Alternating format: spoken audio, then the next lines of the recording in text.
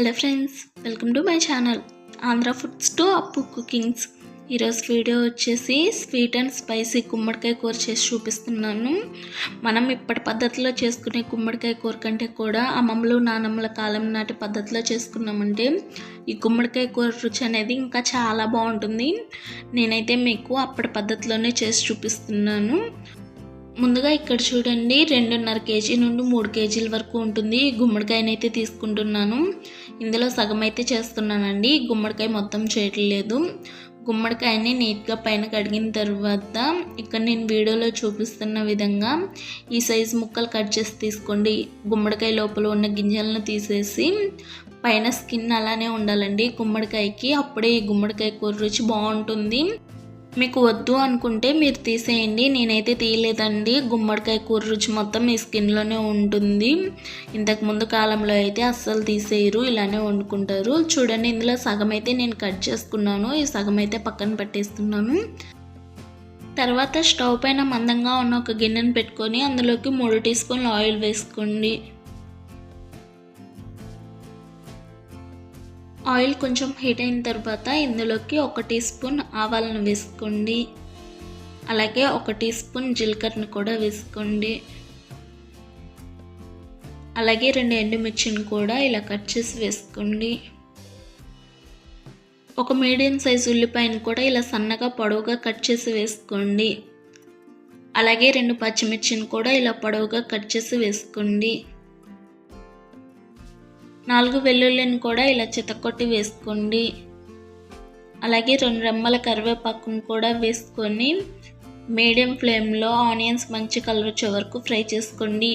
1-2 నిమిషాలు ఫ్రై చేసుకున్నామంటే ఆనియన్స్ పచ్చిమిర్చి మంచిగా మగ్గిపోతాయండి. గరిటతో ఇలా కలుపుతూ మీడియం ఫ్లేమ్లో ఫ్రై చేసుకోండి. ఈ గుమ్మడికాయ కూర మరీ అంత స్వీట్గా ఉండదు, మరీ అంత స్పైసీగా ఉండదు, మీడియంగా ఉంటుందండి. పెరుగన్నంలోకైనా తినొచ్చు, లేదంటే డైరెక్ట్గా ఇలాగైనా తినేయొచ్చు. చూడండి, పచ్చిమిర్చి ఉల్లిపాయ ముక్కలు ఇలా మంచిగా మగ్గిపోయిన తర్వాత ఇందులోకి మనం ముందుగా కట్ చేసి పెట్టుకున్న గుమ్మడికాయ ముక్కలన్నిటిని కూడా వేసుకోండి. నేను చెప్పిన విధంగా ఈ పద్ధతిలో మీరు గుమ్మడికాయ కూరని చేశారంటే పిల్లలైనా పెద్దవాళ్ళైనా చాలా ఇష్టంగా తింటారండి, అంత బాగుంటుంది. తర్వాత ఈ గుమ్మడికాయ ముక్కల్లోకి 1/2 టీ స్పూన్ పసుపుని వేసుకోండి. అలాగే 1/2 టీ స్పూన్ కారాన్ని కూడా వేసుకోండి. 1/2 టీ స్పూన్ సాల్ట్ని కూడా వేసుకోండి. ఇందులోకి ఉప్పు కారం ఇవన్నీ కొంచెం తక్కువే పడతాయండి, అంటే గుమ్మడికాయ కూర మరీ ఎక్కువ వేసుకున్నామంటే ఉప్పు కారం అవి హాట్గా ఉంటుంది, అంటే మరీ స్పైసీగా ఉంటుంది, చాలా తక్కువే పడతాయి, చూసి వేసుకోండి. ఇలా అన్నీ వేసుకున్న తర్వాత గరిటతో ఒకసారి కింద నుండి పైకి గుమ్మడికాయ ముక్కలన్నిటిని బాగా కలపండి.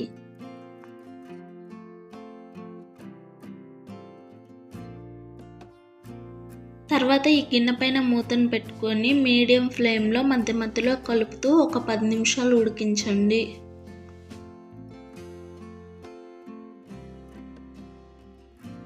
చూడండి, ఇక్కడ నేను ఒక 5 నిమిషాల తర్వాత మీకు చూపిస్తున్నాను. ఇందులో మనం ఒక్క చుక్క కూడా నీళ్ళు పోయలేదు, అయినా కానీ గుమ్మడికాయలో ఉన్న నీళ్ళన్నీ ఎలా వచ్చాయో చూడండి. ఈ నీళ్ళతోనే గుమ్మడికాయ ముక్కలు మెత్తగా ఉడికిపోతాయండి. మళ్ళీ మూతను పెట్టేసి మరొక 5 నిమిషాలు ఉడకనివ్వండి.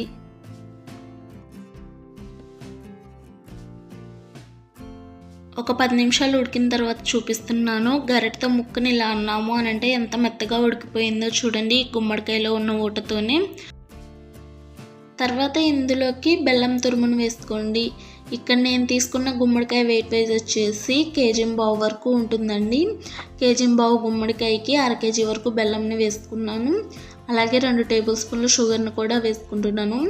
బెల్లం ఒక్కడితో చేసుకునే గుమ్మడికాయ రుచి కంటే కూడా ఇలా షుగర్ అండ్ బెల్లం 2 కలిపి చేసుకున్నామనంటే ఇంకా చాలా బాగుంటుంది గుమ్మడికాయ కూర.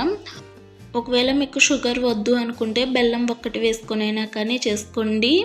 షుగర్ వేసుకున్నాము అని అంటే రెండిటి కాంబినేషన్ చాలా బాగుంటుందండి, నచ్చకపోతే వేసుకోకండి. బెల్లం షుగర్ వేసుకున్న తర్వాత ముక్కలను మరొకసారి కలిపి మూత పెట్టేసి మరొక 5 నిమిషాలు ఉడకనివ్వండి. చూడండి, ఇక్కడ నేను మరొక 5 నిమిషాలు ఉడికిన తర్వాత చూపిస్తున్నాను. ముక్కలకి బెల్లం షుగర్ అనేది చక్కగా పట్టుంటుంది. ఇలా కొంచెం తీసుకొని ఒక స్పూన్తో ఇలా కొంచెం వత్తి చూసారు అని అంటే మీకు తెలుస్తుంది. ఈ గుమ్మడికాయ ముక్కలు చూడండి ఎంత మెత్తగా ఉడికిపోయాయో. ఇంకా ఈ టైంలో స్టవ్ ఆఫ్ చేసేయండి. ఈ గుమ్మడికాయలో వచ్చిన ఊట కూడా చాలా వరకు తగ్గిపోయింది చూడండి. అంతేనండి, చూసారు కదా ఎంతో టేస్ట్గా ఉండే స్వీట్ అండ్ స్పైసీ గుమ్మడికాయ కూర అయితే రెడీ. మీకు కనుక ఈ వీడియో నచ్చితే ఒక లైక్ చేయండి. అలాగే నా ఛానల్ ఎవరైనా కొత్తగా చూస్తున్నట్లయితే సబ్స్క్రైబ్ చేసుకోండి.